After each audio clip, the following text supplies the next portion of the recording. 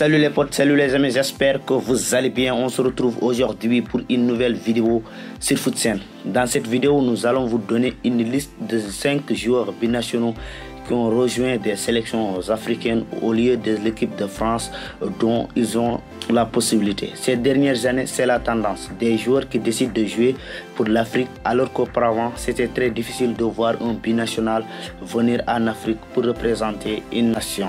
Mais avant de démarrer, n'oubliez pas de vous abonner et d'activer la cloche de notification pour ne rater aucune de nos prochaines vidéos. Nous débutons par le néo-international malien Abdoulaye Doucouré qui vient d'être sélectionné par Magasuba pour disputer les barrages de la Coupe du Monde 2022 qui va opposer les Aigles du Mali aux Lions de l'Atlas de la Tunisie.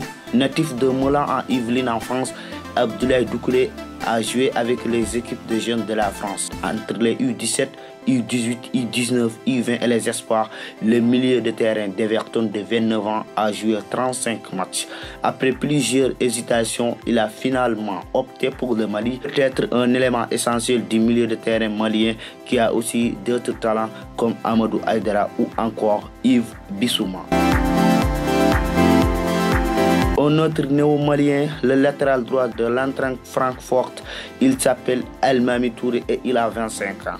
Même s'il est né au Mali, El-Mami Touré a obtenu la nationalité française en 2018, ce qui a permis à Sylvain Ripoll de le convoquer chez les espoirs françaises en mars 2019.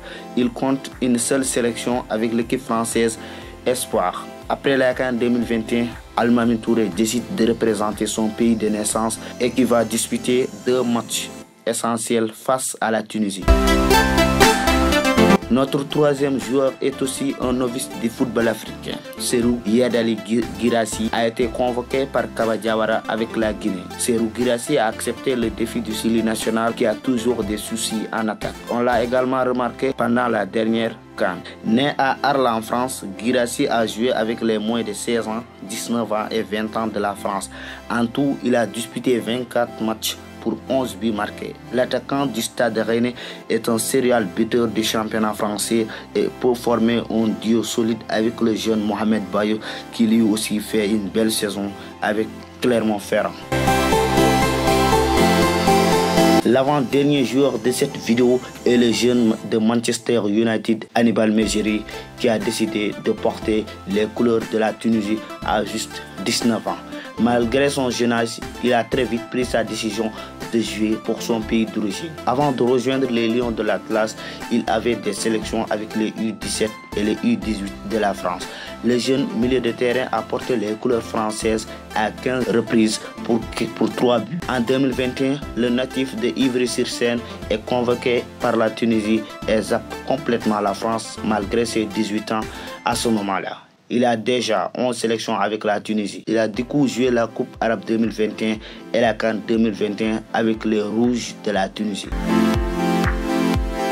On termine avec un champion d'Afrique. Abdou Diallo, le défenseur du PSG, a surpris tous les Français en décidant de jouer pour le Sénégal en mars 2021. Né à Tours en France, Abdou Diallo est l'un des rares joueurs à avoir fait toutes les catégories de jeunes de la France. De 2011 à 2019, Abdou Diallo a évolué avec les U16, U17, U18, U19, U20 et espoir française. Durant 8 ans, il a joué 64 matchs avec la France. Et plus, Abdou Diallo a été tout le temps capitaine avec ses équipes, même avec les espoirs. Après sa convocation, même le coach de la France, Didier Deschamps, avait jugé cela incompréhensible qu'un capitaine de la France espoir joue pour une autre équipe autre que la France. Cela montre qu'il avait des ambitions de sélectionner Abdou Diallo avec la France, mais que ce dernier en a décidé autrement. On vous laisse voir la vidéo où Abdou Diallo explique comment il a pris sa décision de porter les couleurs de l'équipe nationale du Sénégal. À l'origine, peut-être, qu'est-ce qui a été le déclic, le moment où vous êtes dit, là, cette fois-ci, mon choix est fait, ce sera le Sénégal et pas la France? Je ne vais pas t'inventer toute une histoire, ça s'est pas fait en un claquement de doigts. Ça a été progressif. Je suis né en France et j'ai eu l'occasion d'aller au Sénégal avant de signer au PSG. Et quand j'y suis allé, tu sais, quand tu es de France, tu as des informations qui te viennent à la française, avec une vision franco-française. Et donc, tu peux avoir des préjugés, des craintes, des interrogations. J'y suis allé. J'ai fait la démarche d'y aller. Je voulais découvrir de moi-même. Et quand j'ai découvert, les préjugés, ils tombaient un à un.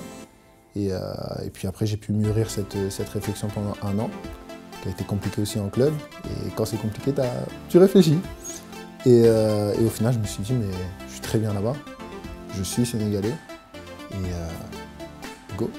Justement, est-ce que vous avez des exemples de ce qui a changé dans votre vision des choses en allant sur place, justement? Parce que moi-même qui suis d'origine africaine, je sais ce que c'est d'avoir des préjugés.